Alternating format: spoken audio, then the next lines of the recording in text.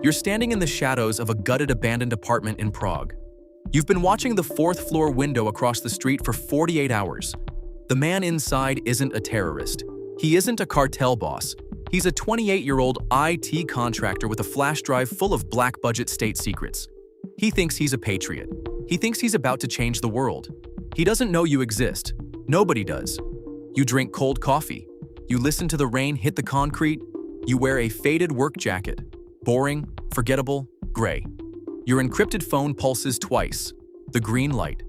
You don't flinch. You step back from the window and open the hard case on the floor. In 90 seconds, a coordinated cyber attack from Langley will blind exactly 3 city blocks. You will have exactly 4 seconds of pitch-black darkness to put a suppressed round through his window and into his chest before the backup generators kick in. The lights cut out. The city goes dark. You take the shot. You break down the rifle. You pocket the brass. You slip down the fire escape into the alley. Just a guy walking home in the rain.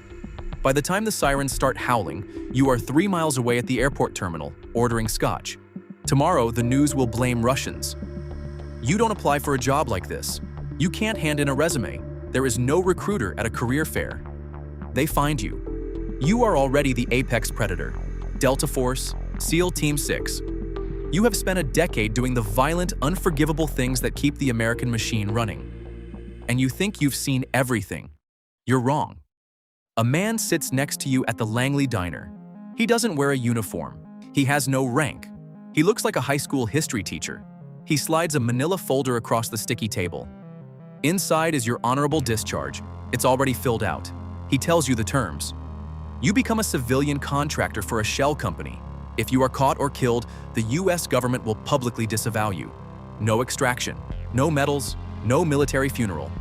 To your family, you will be a ghost, just a busy suit always on a business trip. But your salary triples, wired into a blind offshore account. He sets a cheap pen on the folder. You think about it for 10 seconds. You have a crippling debt. You've just gambled away your kid's college fund. You have no other choice, and that made you an easy target. You sign your life away. Welcome to the Special Activities Division. Level 1, the farm. You step off an unmarked helicopter at Camp Peary, Virginia.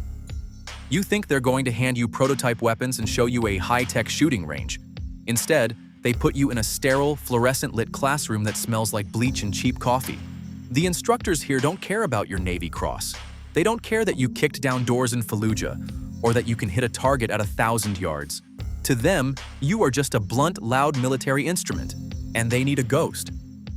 In the military, you had rules of engagement. You had backup. You had a quick reaction force waiting on a radio call if things went bad. The first thing they teach you here is that all of that is gone. If you get caught now, there is no rescue helicopter. There is no diplomatic immunity. You will rot in a foreign black site prison for the rest of your life, and the US government will publicly brand you as a rogue extremist.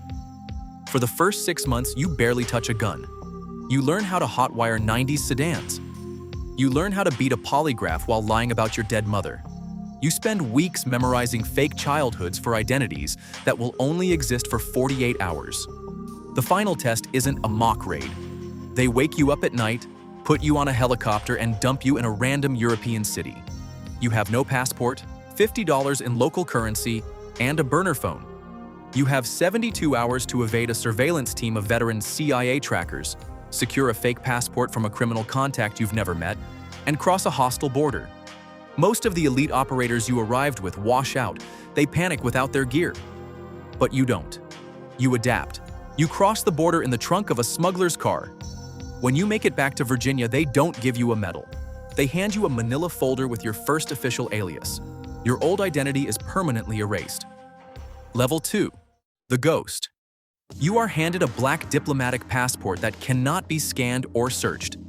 You are officially cleared for kinetic action. But if you draw a firearm, you've already failed. The agency doesn't want shootouts. They want heart attacks. They want strokes. They want tragic, unexplained accidents.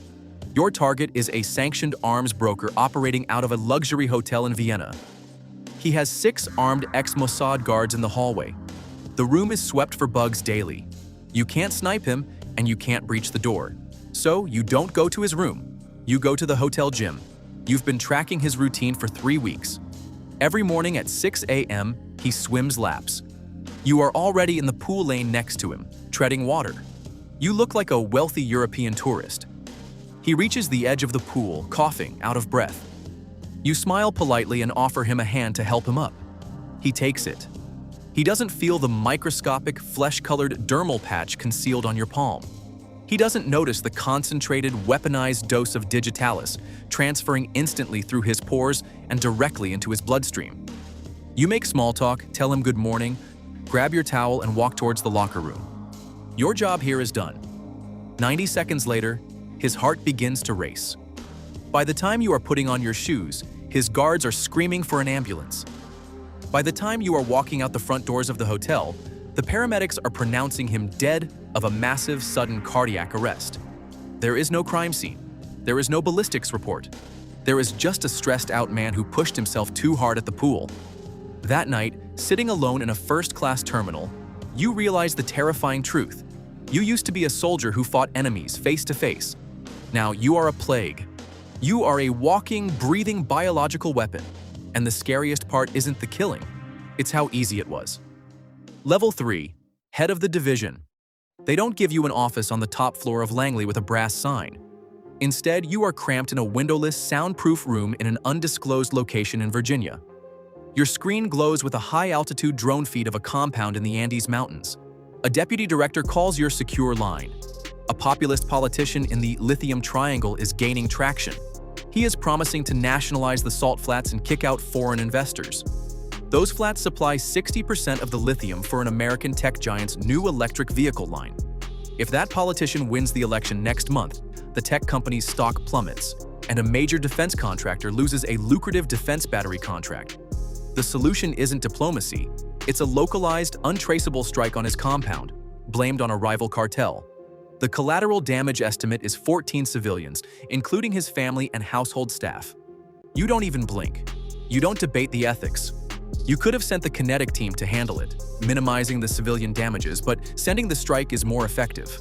Plus, your unit is down 2 men this month.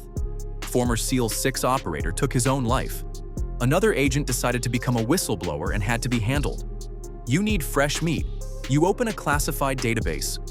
But you aren't looking for the fastest mile time or the highest sniper qualification. You are looking for the cracks. You stop on a paramilitary contractor who just got back from a brutal rotation in Syria. He has a gambling problem he's hiding from his commanding officer. He is $80,000 in debt. He is desperate, angry, and cornered. Perfect. He can be controlled. You print out a blank honorable discharge form. You slip it into a manila folder. You turn off your computer and take off the ID badge. You go to a Langley diner when he's on break and sit across from him. He has a 1,000-yard stare. He thinks he's the apex predator. He thinks he's reached the absolute ceiling of the military-industrial complex. You don't introduce yourself. You just slide the manila folder across the sticky table. You watch him open it.